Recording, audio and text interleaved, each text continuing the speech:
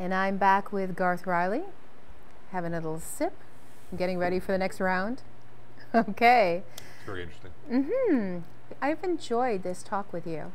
It's been fascinating. And I'm sure when people watch this, they're going to learn some very interesting things about you. Now, I know Do you think I'll surprise them? Yeah. I was Okay. going to ask you what is the most surprising thing about you. Or maybe I was going to ask you what would be the thing that people would be most surprised about you, that they wouldn't know about you, that little secret thing you hide in the closet. You don't want anyone You know to what? know about. I think because people only allow people to be in certain silos. So people know me, let's say, from the entertainment world, where I'd be this funny kind of kooky guy, and you know, that's when we met years ago when I was doing events, and then but they wouldn't know that I actually created and built that event. That I actually also went in and helped sell it to the client. That I had enough knowledge that the sound and lighting that was in that room, how the engineers needed to work it so that it would work well. A man of many talents. Yeah, it's just a problem. I mean, that's why people think I couldn't be good at it. But ask most people who've ever worked with me, and I ask them to send me a letter of reference, and they don't know how to do it. They don't know how to do it. They say, I try and hold it back, because often when you hear people that are good at stuff like that, you think that they're not good at a certain level, and I'm good at many things.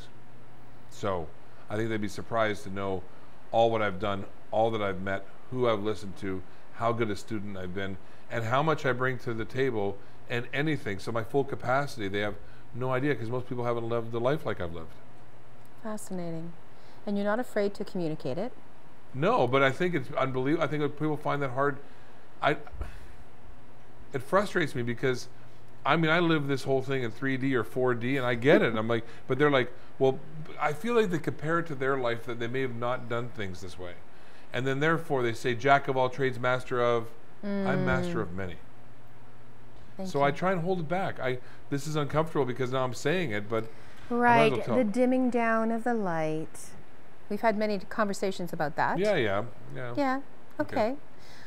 But you are an inspiration. You're an inspiration to many, including children, youth, champion of children and youth. And you come to it from a life of experience, of being in their shoes, right, walking their path, knowing their thoughts and feelings, having gone through that in your own life. Yeah.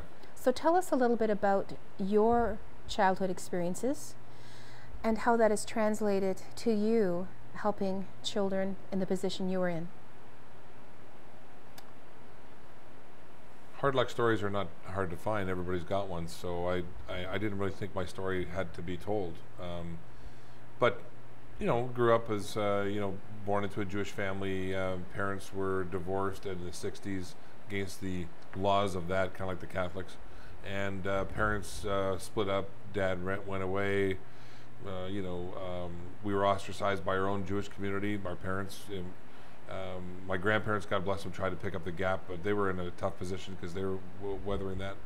I watched, now in hindsight, I watched adults behave poorly. I was talking to a person the other night. I had to grow up fast. Mom didn't have enough money and all that kind of stuff. Did you have those bullying experiences? Did you go through that? Oh, yeah. But then, it was funny. I was getting bullied and picked on by other kids. But then I remember I used to yell for my brother. I mean, God bless him. Probably that's why he ditched and probably got to Winnipeg. Came to Toronto. Because kids used to make fun of me because I couldn't say the word yellow, so I'd say Lullo, and then they called me Garthy Crayon, which today could probably be a great stage name, but but back then it was horrifying. It's right up there with Nana Nana Boo Boo. And anyways, I used to scream from the older kids were over there on the other side of the school, because that's they had to be segregated, because I'd scream Robert, and my brother had to come and save me, and he said, why do I got to do it again? So I was beat up and then I never wanted to fight anybody. We played Monopoly, and you never wanted to fight anyone. I never wanted to fight anybody. No, I never wanted to fight. I had to a couple of times though. Yeah. What did that feel like? As I was crying, and I cried when I had to do it. But then I realized it was really that anger And I wouldn't want to have been the kid at the other end. My stepfather taught me something really powerful because I was a big kid and the size of my hands, and they were always big. And he said to me, "You've got to learn to fight." And I didn't want to. He says, "I'm worried for you." He said, he forced me to fight, which is kind of weird. But he said, "I want you to know your own strength, because if you don't, you'll probably kill somebody." So in a demented way, he was right, because he kind of gave me an indication how powerful I was, because I didn't want to fight. And how powerful are you?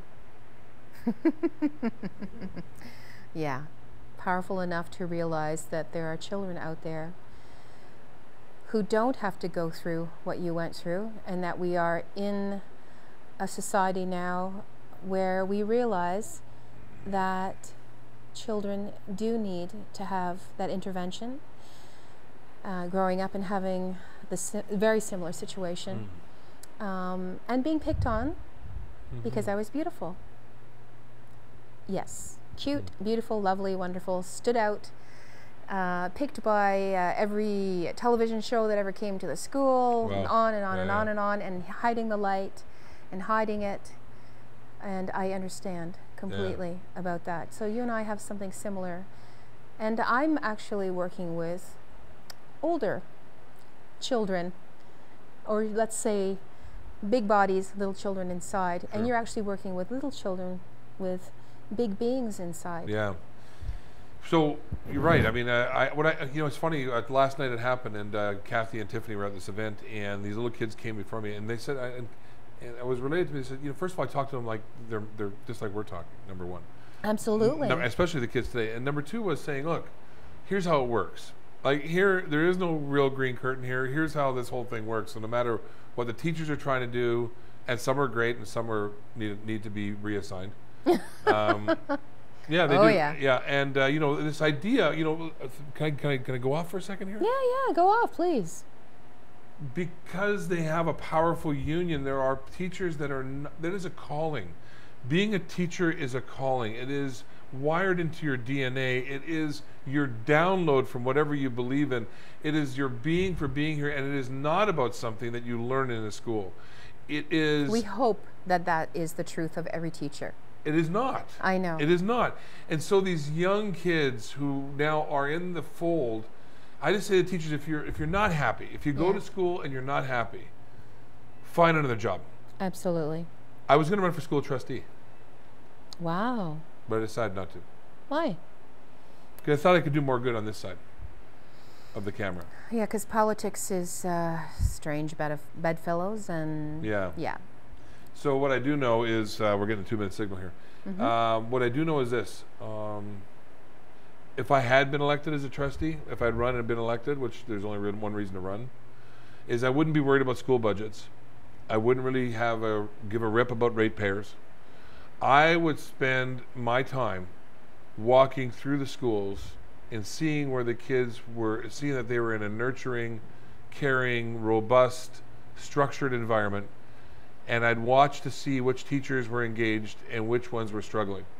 And then I would then go to the teacher who I see was struggling and find out how we could help them or repurpose them.